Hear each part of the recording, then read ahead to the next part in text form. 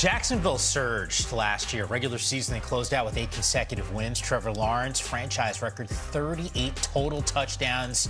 That was the 3rd best in the NFL. That'll get you an interview with our Judy Batista.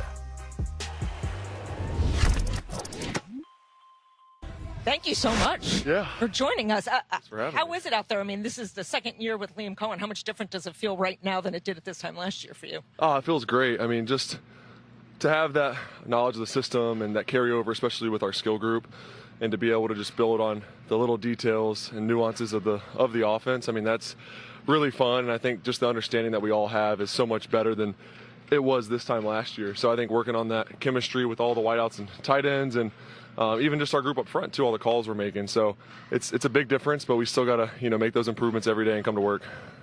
Something seemed to click in the second half of the season for the offense, especially last year, right? You guys really took off. You had a ton of touchdown passes. What happened there, and how can you use that maybe as a launching point for where you're starting for this season? Yeah, I think, offense sometimes can take some time to click and to gel together, especially when it's a lot of new players playing together. It's a new offense, all those things. So I think for us to all have that confidence in the system, because we have done it so many times and get those reps, it took us a few games to get, I guess, fully comfortable.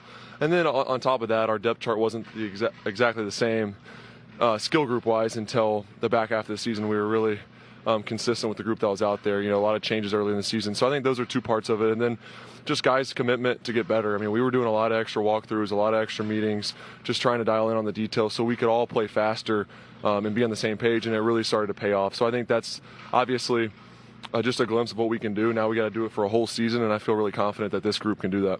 Obviously, one part of the roster that you're getting back is Travis, at least some of the time on offense. First of all, do you lobby the coaches for more time with Travis, or do you just say, all right, do whatever?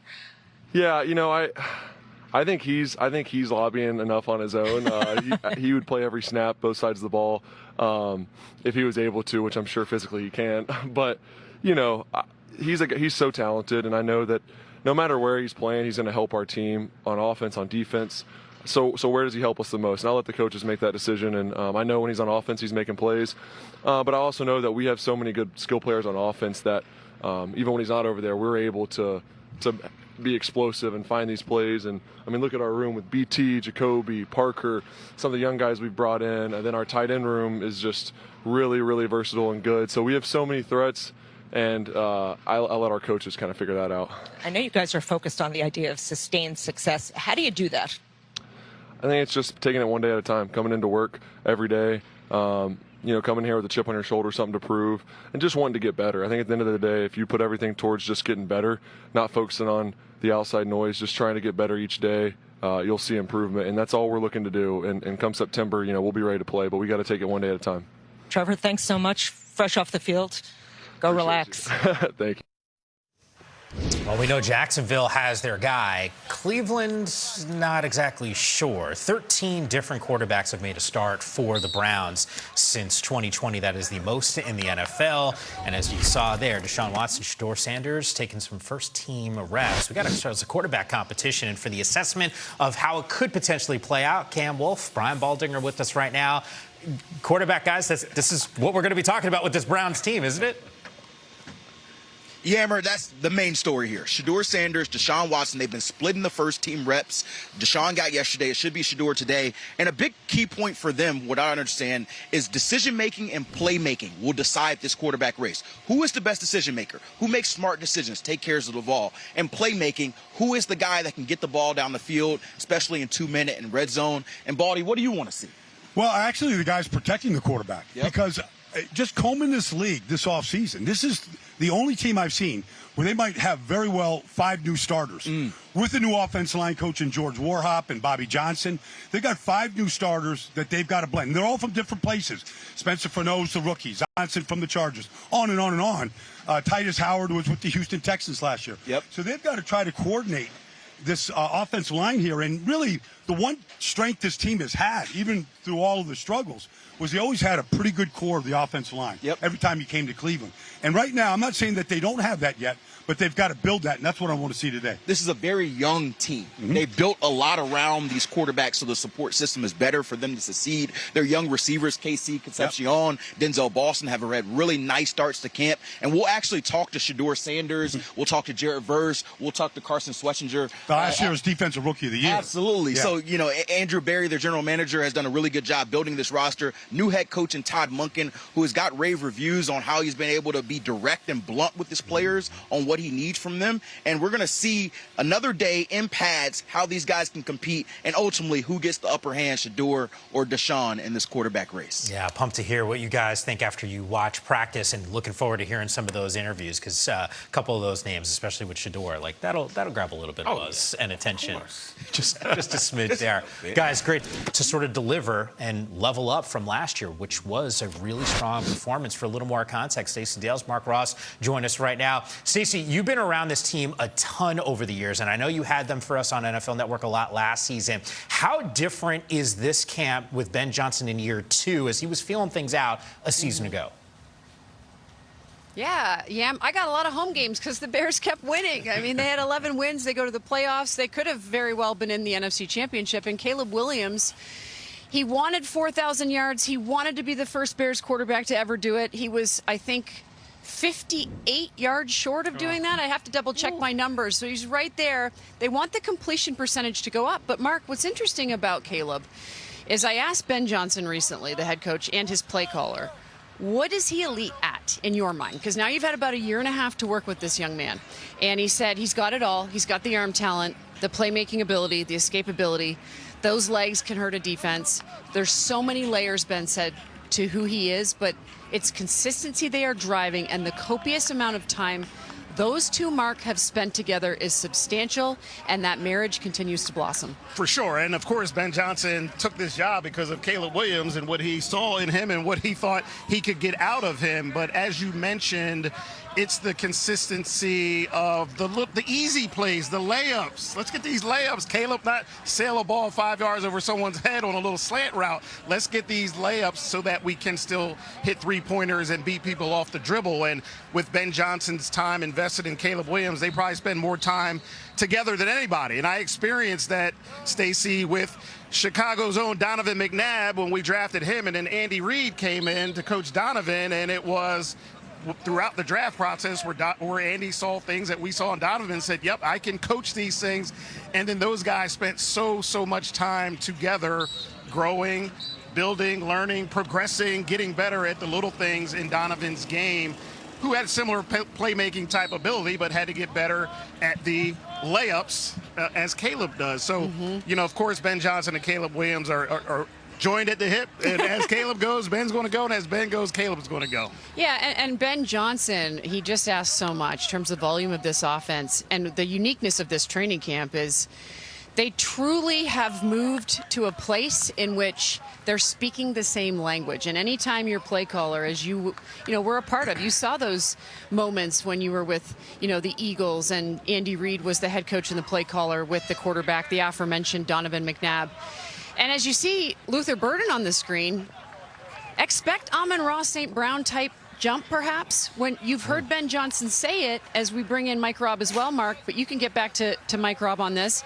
Just your quick thoughts on the volume. Speaking of volume, he's going to get, understanding DJ Moore is now a Buffalo Bill. DJ's gone, so young guys got to step up, and that's the whole beauty of when you draft and run department. You can't keep everyone forever, and you draft players high for a reason, and that's because you have expectations and you believe that they can step in. So, of course, from the outside, people are worried, well, DJ Moore is gone, but inside the building, Mike Robb, it's, no, we trust Luther Burden, and we let DJ Moore go because we know this guy can step in and get it done.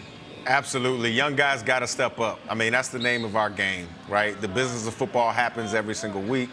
And usually, whether it's an injury, whether it's somebody getting paid, somebody moving on, something happens, it's usually a young guy having to step up. And Luther Burden looks like he's right in line to step in where DJ Moore is now with the Buffalo Bills. But to you guys' point back with Caleb Williams and taking the layups, to me, that's going to be vital to this team. There's an old axiom in the quarterback room where they say, Yams, you never go broke taking a profit. Yeah. You know what I'm saying? And I think if Caleb can kind of lean on that principle, especially early in games, just take the easy completions and you force the defense to have to respond to your offense. And then later on in the game, then that special playmaking ability can come to fruition. I think Caleb just needs to understand, just like a lot of these quarterbacks with these big-time abilities, they need to understand when a play is actually over. I remember when Peyton Manning and Tom Brady and those guys were playing and you see a free blitzer and you see one of those guys just go to the ground, play's over, right? They live to fight another day. They minimize the negativity of the play, and then you move on. If Caleb Williams can kind of adopt those things to his game, I think he'll be fine. But how hard is that? Because I watched all of Caleb's games in college. I've seen his games in the NFL level. It sometimes feels like the play isn't dead when you think it is dead. Like, that's part of his superpower. That's Ben Johnson's job. Yeah. His job is to basically let him know the line to teeter, when to actually go make those game adjusting plays, and when to just say, you know what, hold them and fold them. Let's live to fight another day. That's on the head coach and play caller and Ben Johnson. Look, we could talk Ben Johnson, we could talk Caleb all day long, but as you made reference to, Emra, DeAndre Swift is a difference maker, and Stacey, you've seen it firsthand. Yeah, he's coming off his career best season and very familiar with Ben Johnson. But what's really unique is it all starts with this Bears run game. And the guy who, what's very interesting, installs the run game is Ben Johnson. I mean, how unique is that your head coach and your play caller is that involved in the run game? And DeAndre Swift, by the way, he's coming up here on NFL Network with us today, as is Luther Burden that we just spoke about. But DeAndre Swift has really found his groove. He's in the final year mark of his contract. So extra motivation. We saw those beautiful soft hands catch the ball out of the backfield, and certainly the power game really came alive for him last year. Yeah, I think that was his where he got a lot better was the power game. He always had the little outside moves, getting space, big plays, but that toughness in between the tackles, that's where he really blossomed and got better in his game last year, Stacey. Yeah, and, you know, as I throw it back to you guys, when you think about Ben Johnson, we spoke with Dennis Allen, the defensive coordinator, this morning, and I asked Dennis Allen, where has this offense, because you're focused on the defense, but where has this offense come from this time last year? And he said it's night and day. And he elaborated, and he talked about Ben Johnson as a play caller, and talked about the run game, the power run game, the outside zone game, the way they distort you defensively, and how Ben is always looking at that formation, Mike Robb and Yam, and he's always trying to get an advantage offensively based upon giving you unique looks, distorting you. And we didn't even talk about 12 and 13 personnel. You're going to see a lot of that with 2 tight end sets and 3 tight end sets with these Bears, Sam Roush, Cole Kmet, and certainly Colston Loveland, who was really their top pass catcher last year. I hear you, Stacey. You might need to go ahead and teach Mark some football over there, man. Come on, Stacey. Great job. By the way, we'll get an opportunity to hear about 12 personnel with this Bears team a little bit later. Guys, don't go anywhere. Mark, I see that ring, too. Not for nothing. I see you trying to flex. See, I Mark know, thinks man. he's slick.